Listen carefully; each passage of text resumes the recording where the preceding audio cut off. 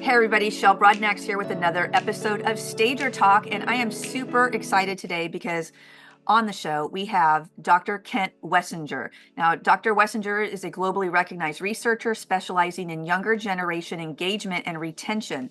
He has over 5 years of implementation experience and insights from over 51,000 voices. He's developed a proven methodology to help organizations secure growth by effectively attracting, engaging, and retaining younger employees.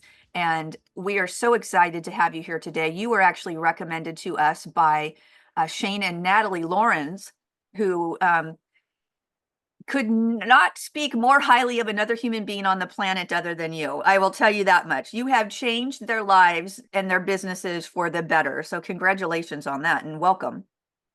Thank you. I appreciate that. And let me just also give a shout out to Shane and Natalie because not only we've had a lot of discussions, about business and sustainable growth and workforce issues, all of those, but I have to tell you that they just substantiate once again how amazing human beings can be because they're incredible, extraordinary human beings that I consider great and close friends now.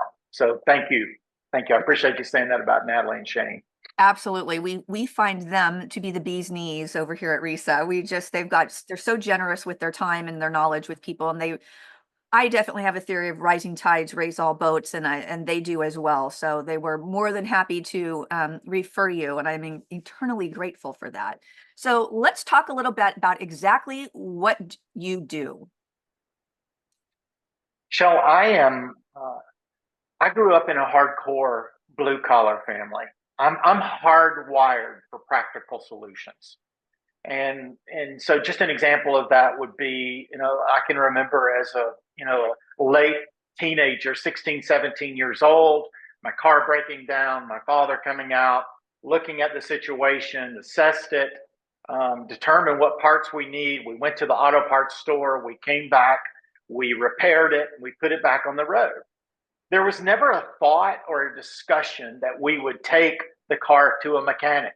And so I'm just wired for not only practical solutions, but tested solutions. So I say all that to say there are some people that get a little hung up on the fact that I've developed this research project that is what many people say is the largest and most impactful of its kind in the world, focused on the younger workforce. But the reality is that, again, I'm hardwired for practical solutions because this is what I know about leaders. Theory is one thing, practical solution is where growth is. And I want to, and my mission is to supply leaders with practical solutions to not only solve a workforce crisis with a younger workforce, if that's what they have, but I believe the bigger proposition is the fact that using practical solutions to position their younger workforce for sustainable growth moving forward. Because from my perspective, from a behavioral scientist and working with leaders literally all over the world, and I'm very humbled by that, very grateful by that. I'll tell you that I believe that products and services are, and the substance of them are critically important. But I don't believe there's any company or any organization that their products and services are their most valuable asset moving forward. Our competitive leverage and our market leverage moving forward will always, from this point forward, will be about our workforce and how we have our workforce positioned to achieve those growth goals. And recognizing that and positioning your workforce, my discovery is that most leaders, quite honestly, and lack of a better way to say it, are just flying by the seat of their pants. They're just trying to get through another day. And so my mission, I said all that to say this, my mission is to supply leaders with informed, tested, practical solutions to attract, engage, and retain that younger workforce. Because those practical solutions are what people use to make hardcore decisions. And let me just say one more thing about it. I believe, just based on my seat of observation, that leaders, the majority of leaders, are drowning in information today, but they are longing for wisdom. And wisdom, and that's I believe that's my role in this lane that I'm in, is to impart or espouse wisdom. And let me say, it's not because I'm the smartest one in the room, because I am never the smartest one in the room. But wisdom, by definition, is just information that's been tested, that has a practical solution that anyone can follow. And so, not only at this moment, but at the two events that are moving forward, leaders will walk out of the room with practical solutions, things they can do. They can go back into their building and they can not only envision it, they can see it, but they know it's been tested, and we pretty well know the outcomes on the backside. So it's my mission to give leaders those practical solutions that anyone can follow, that will not only position their younger workforce for sustainable growth, but position the company for market leverage and competitive leverage moving forward. I love that. Now, do you think that there's a benefit for leaders, business owners, to view the people that they're looking to hire as more of a leader instead of an employee who's just punching a clock?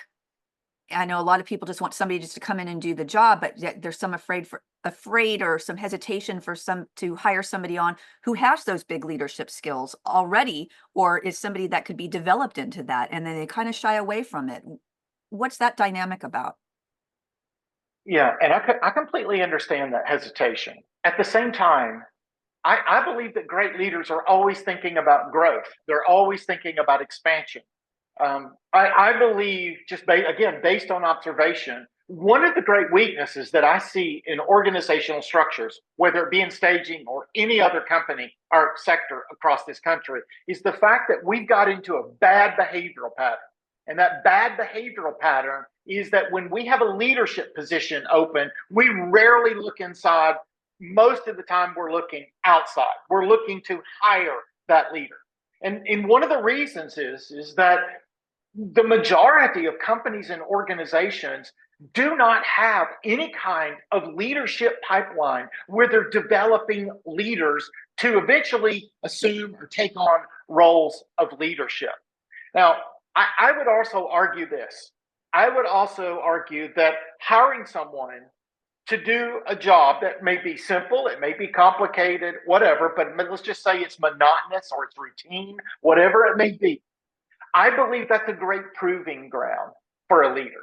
And so I would not encourage people to shy away from, employees that look or have the potential to be a leader, and position them in a position that seems just repetitious, because this is the place where they can prove not only what kind of person they are, what kind of resolve they are, what kind of have, or what kind of work ethic they have, but they can also prove what kind of leader that they are.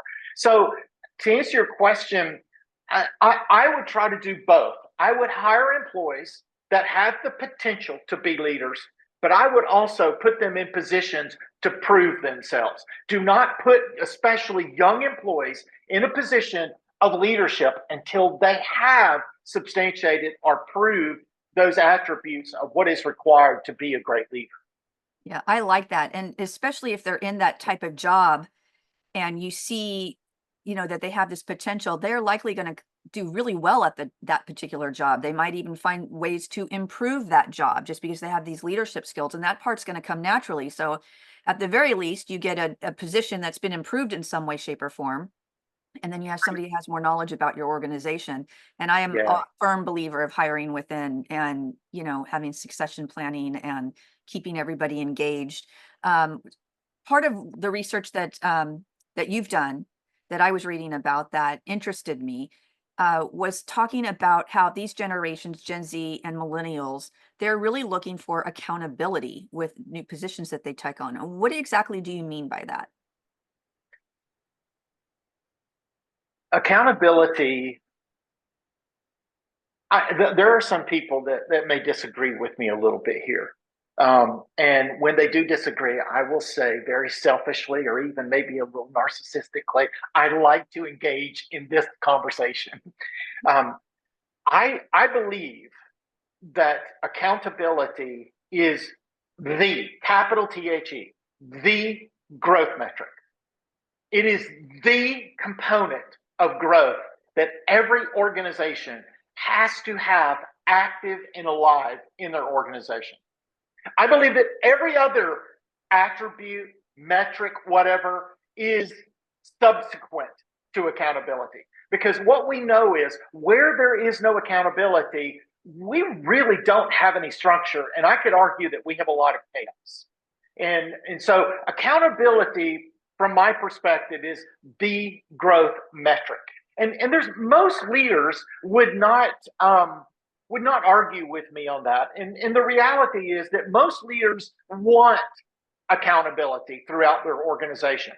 But what I've also discovered is this, Shell, is that accountability amongst seasoned leaders today, I have noticed that, well, let me back up and say it this way.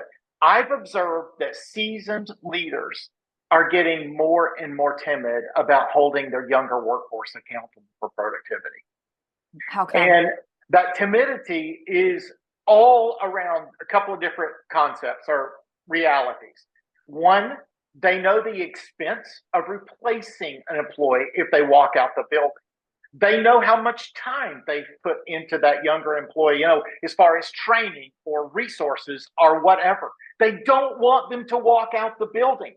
And there are many leaders that see some of these younger employees as, integral to them growing or moving forward. And so leaders have gotten timid about holding the younger workforce accountable for productivity because they're fearful, and that's the key word. They're fearful to walk out the building. And it's not just a team member. Sometimes I have leaders that call me at least once a week and tell me this, that an entire group of young people walk out the building together. And so that fear is not only real, let me just say, that fear is legitimate because it does happen and it is happening. However, I would also go back to where I started. There is no growth without accountability. And accountability, when it begins to fade, we are jeopardizing the very growth goals that we have set or established out in front of us. And so then comes the question, how do we enforce accountability? Okay, so let me pause and just say this. What I know from the research project and working with a lot of, and I'm going to call them zillennials, millennials, and Gen Z, what I know from working with a lot of leaders and a lot of zillennials is this, and from the research project. Zillennials want you as the leader to hold them accountable for productivity. Let me say it again, because I want this to be emphatic. Zillennials want leaders to hold them accountable for productivity. And when they will not be held accountable for productivity, it's time to let them walk, because you cannot, in any circumstances, jeopardize the future of your company, the growth goals of your company, the ambitions that you have as a leader. You cannot jeopardize that by suppressing accountability. Accountability has to be active, and where people refuse to be active, it's time to disengage with them. Now, there's one little side conversation with that. When I tell leaders that, the majority of leaders respond to me and they say, but you don't understand how valuable this employee is to me. You don't understand how important this employee is to me. And my argument is, it doesn't matter. Because if you don't let them walk because they refuse to be accountable, it's not the employee that you're forfeiting. You're forfeiting your company or your organization that you're leading. And so the follow-up conversation is almost every single time, the leader will call me back a couple of months later, say, hey, we let that employee go because they refused to be accountable. And this is what they typically say. Thank you. Thank you, because the new person we hired, and we were able to, talk through proactively accountability. They are the bomb, and they're killing it. So we had a leader that thought they couldn't live without that employee, and they were timid about holding that younger employee accountable. They finally let them walk. They hired a new person, proactively communicated about accountability, and they cannot believe that they waited so long to let this other person Yeah. walk. And in So reality, if they're really not that accountable, how great of an asset can they be? Because they you're won't just be. wondering what you're not finding as well. Yeah. What about this age group? And are they really goal oriented? That's a fantastic question, Shell. Um, there are so many terms that okay, look, in full disclosure, transparency, I'm a baby boomer by 1 year. 1946 to 1964 is how the US Census Bureau defines a baby boomer. I was born in 1963. And so there's a lot of terminologies, and I will also say I've made a few mistakes along the way because I define certain things a certain way, and I believe those definitions of terms are absolute. They're, you know, there's no conversation about them. They are what they are. But I've learned that these younger generations, they define a couple things a little bit differently than we do. Goals. When I think of goals, I'm thinking of, you know, I'm thinking of profitability. I'm thinking of profit loss. I'm thinking of, employees. I'm just, most of it is structured around my career, my ambitions of, of leading a company and leading an organization and being on stages and on and helping leaders and helping people grow, all of those kind of things. This younger generation sees that definition of goals as short sighted. And at first, I was a little bit offended by that. Honestly, I was a little pissed off about it. But the more that I processed it, and the more that I traveled down this lane, I realized it was me that was wrong, and it was them that was right.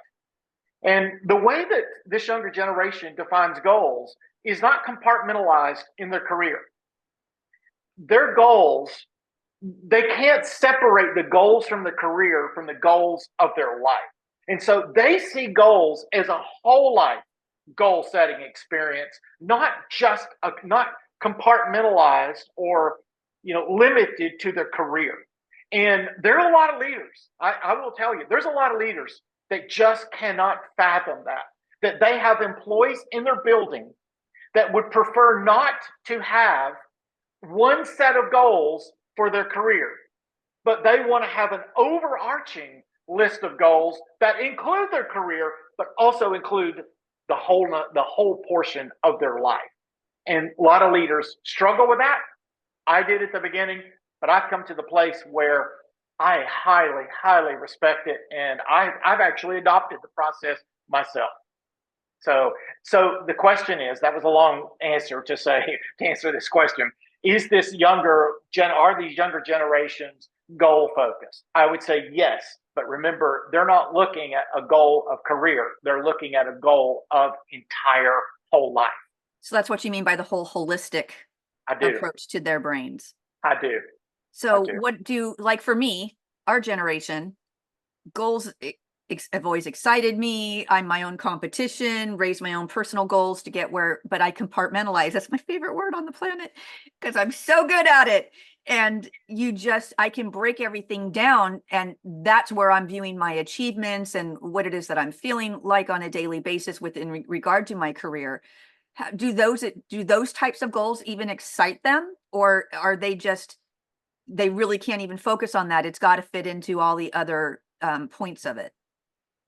They do excite them, but shall look at it from this perspective. And don't get hung up on this, but here's the little bit of academic that's coming out in me, a little bit of a sociologist and a behavioralist. It's the fact that, look, and this impacts you, and it's a subject matter that we don't talk about enough. Okay, so if you have employee A and you've established goals for employee A inside of your building, and your expectation is that you want to hold employee A accountable for meeting those goals, but yet employee A also wants to meet those goals.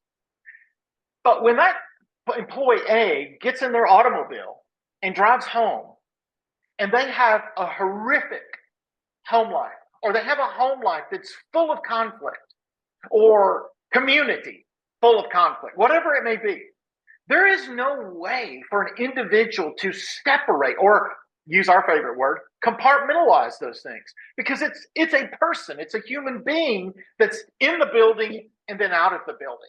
And so what we know is a person that has a a home life of peace and of continuity and fluidity and all of those things is a person that's not usually just meeting their growth goals. They're almost always surpassing their growth goals. And there's another way to say it. The person that has a healthy life outside the building is usually the most productive person in the building. And so when we think of whole life goals and structure and those kind of things that we're talking about right now, when we establish goals for those employees, I'm encouraging all leaders to broaden that definition of goals for this younger workforce. Because, and I'm going to say something that is so selfish, but it has to be said, is that it is to the benefit of the leader and to the benefit of the company to broaden that definition of goals for the younger workforce, because we know that if we can help them achieve goals outside the building, ultimately their goals inside the building will more than likely be surpassed or exceeded. So it's to our benefit to do that, and it's actually to our detriment to compartmentalize the goals just to what's going on inside the building. Yeah, that makes a lot of sense. And I know that this this age group of demographic, some of them have just gotten a bad rap over the years. And I work with millennials. I have not worked with Gen Z, but I work with a lot of millennials, and we have been very fortunate. They're goal oriented. They are great people. They strive to get the job done and have good home lives. And, it's all kind of working. What is it about people that got the bad rap? Or is it our generation just not being able to see them for who they are? And that's where the bad rap comes from. It's not necessarily that they've done anything as a group, or they're known for something as a group other than wanting a better quality of life than we've had. Yeah, Shell, I think that anytime you have a group, and especially a group the size, and keep in mind that if you take millennials and Gen Z, put them together, they're the largest block of workforce that we have, Exactly. not just in this country, on this planet. So they are a force to reckon with. And so anytime you have a group, especially of that magnitude, anytime you have a group that challenges definitions that we thought were absolute, like accountability, like goals, there's lots of them. Anytime they challenge them, and not only challenge them, but say, we've kind of come to the conclusion that there might be a better way to accomplish those things. What happens is that it many times offends leaders, because they come to the conclusion that this younger generation thinks that they know more than we do. That's not a new phenomenon, by the It's way. not, I no. mean, that's an age-old phenomenon. But, and I'm sorry, I see a line of fire trucks coming down the road, so That's okay. it could get loud for just a moment. And so, I guess my point is this: is that when we have absolute ideals, absolute concepts that we believe will make our company great or make our company grow, and then you have an employee or a couple of people that represent the younger workforce in the building, and they challenge those things, leaders push back on those things. Now, that's one side of it. The second side of it is this: we live in a society today where it's become the norm to throw pockets of people under the bus, lack of a better way to say it. And so what happens is that we have a media that's, here we go with the word again, compartmentalized. But we have a media, and we have some branches of the media that have monetized throwing the younger generation under the bus. They have monetized the fact that we can tell the younger, we can talk about, we can paint all of the younger people as Antifa. for an example, or as completely chaotic or rogue, or, there's a lot of terms there, and I don't want to get myself in trouble or you in trouble. But the reality is that we've got media outlets, not only, from, television and, internet, but also print, that is monetizing by demeaning. And they're demeaning this generation, and they're constructing some arguments about this younger generation that I just do not find to be accurate or true. And one of the things that I'm going to do in the presentation is that I want every leader in the room to make decisions based on facts and not assumptions that they have heard from media outlets that are monetizing, demeaning the generation. Because we all know when we're making decisions based on growth, if we do not make them on facts, and by the way, sometimes these media outlets come across as factually based. Mm-hmm. But remember, it's not. It's always about the bottom line. It's always about money. So if we're not making decisions based on facts and we're building them on assumptions, our house will crumble. And so that's another thing that I will bring to the table at the conference, is the fact that I'm going to bring you some hardcore facts so that you can make decisions, about the younger workforce based on those facts and resist those assumptions. Yeah, I think our generation too has got to, you kind of have to get out of your own way and let it go, let the ego subside a little bit, and know that genuinely when people are questioning the status quo, they're usually doing it because there's a really good reason to be doing it. And we have to be able to really take a step back, compartmentalize our own feelings, but then be willing to hear who it is that's working for you, because these people are the ones that are guiding your company. And to get somebody else's opinion, it's great to have you can always have the final word. I have been in the last 18 months to 2 years saying, yes, yes, I don't understand it, but yes, okay, I don't understand it. I'm nervous as hell, but go ahead. Yeah, I completely understand that. And let me just add one more thing to what you're saying, because you bring up an interesting point. Is the fact that especially millennials, we're not going to say Gen Z, but millennials specifically, as older leaders, as baby boomers and Gen Xers, we've got structures that we're really proud of. And we've got pathways that have proven themselves. And we've got a foundation that we've built that is legit and it's real. And by the way, no young person is ever demeaning the foundation of which they are building on. Not at all. And neither am I, and neither are you.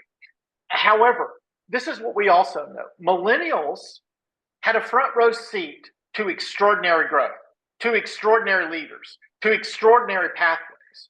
But millennials also had a front row seat to the greatest dysfunction that we've ever seen in this country. Highest divorce rates, highest addiction rates, highest crime rates, on and on and on. And so the way millennials have processed it is this: we respect your goals and we respect your pathways, but if they come with all this other BS over here, why would we want to subject ourselves to those pathways, those goals, those directions, when there might be another way to achieve those things without all of that dysfunction? And that's one of the reasons that millennials are pushing back on some of the absolute ideals that leaders have, because of that level of dysfunction that they don't want to have implemented in their lives. Yeah, this is all fascinating stuff. I tell you, I think a lot of people, once they go through your session, are going to have an easier time with kind of letting go and saying yes more and really understanding it. And then being able to put together an employment program for people to be able to have them grow with the company and have succession planning and keep them engaged. And benefits, I know, are really important as well, for people to have, good benefit package and keep people wanting to work with you. Back in our day, you couldn't have a new job every 18 months. There's no way. Today, that's not even a thing anymore. I mean, I've even spoken with my son, he's 35, and I've said to him, maybe you could get a little bit more longevity in some of these jobs. You want to be there 5 or 6 years. And he's like, 5 or 6 years, nobody stays in a job that long anymore. And I'm like, okay. And I know with a lot of the workforce, that is definitely the case, that people stay there a lot less. And especially if they're dissatisfied with it, they would rather just quit and leave and be broke for a little while to go off and find something better for themselves. Yeah. It's like they don't have anything to lose. Yeah. And look, I won't have time to say this, what I'm about to say in the conference at all. But, coming from an academic perspective, by the way, I'm not in academia anymore, stepped away about 4 months ago just because I just could not endure. I could not endure it anymore. And I won't get into that. But coming from an academic perspective, I also know that many, many business faculty members have propagated a theory. Keep in mind, a theory. They wrote about it, they teach about it, they press it. And the theory is this, that if you don't move jobs at least every 36 months, you are forfeiting your maximum earning potential. So they tell them, if you're going to maximize your earning potential, you can never stay on a job longer than 36 months. And so what happens is I get invited to do these guest lectures, sometimes in universities, and most of the time I say no. But there are select ones I do say yes to. And the reason I say yes is because I'm not really there for the students. I'm there for the faculty. I want to challenge the faculty because I'll ask them things like, hey, by the way, who believes that? Who believes that you have to move, jobs every 36 months, a maximum of every 36 months to maximize your earning potential? Just about every hand in the room will go up. And then I'll ask the faculty, how many of you have ever owned a business? Oh, there's very rarely ever a hand that goes up. How many of you ever led a business, managed a business, ever served in any kind of leadership capacity in a business? It's rarely ever. And so they're propagating this theory that undermines the very structures that they think they're supporting. They're not supporting them. They're undermining leaders. They're undermining sustainable growth. And let me also say, that theory that they have has been proven many, many times over and over to be completely false. That we know all of the research and all of the implementation tells us that when an employee can stay in a position where they're passionate about, they feel great about, where there's accountability there, that it matches, aligns with who they are, we know that person's earning potential at 45 is almost double what it would be if they were moving job every 36 months. And so it's a fabricated theoretical BS. And so I'm encouraging younger workforce, do not buy into that. It will let you down. And the thing is, once you get 45, once you hit 50 years old, there's no going back and redoing it. So just don't do it. That's my advice to them. Don't do it. That's a good one. I am so excited about your sessions. I cannot wait. So if anybody is on the fence about coming to RISA Connect, it's January 14th in Atlanta. Jump off that fence, go to risaconnect.com and buy your ticket today, because you can also hear the rest or the full presentation of Dr. Kent Wessinger. And we're super excited. We're going to have a lot of other speakers. We're going to have a speaker about protecting your business through legal contracts. Shane and Natalie are going to be doing a workshop for 7-figure business owners, or if you're on your way to that or you want to get there, that's going to be there as well. And then also Amber Guyton is going to be talking about building your brand and getting some PR opportunities. So Dr. Kent Wessinger, thank you so much. I appreciate your time today, and we cannot wait to meet you in person in a little over a month. Thank you. I greatly look forward to it. I'm greatly honored to be able to help all of the people that will be in attendance achieve their growth goals and position their younger workforce for sustainable growth. Thank you. Super excited, super excited. So that's it for today. Thank you for joining with me, everybody. I appreciate your time. Until next time, happy staging. Bye.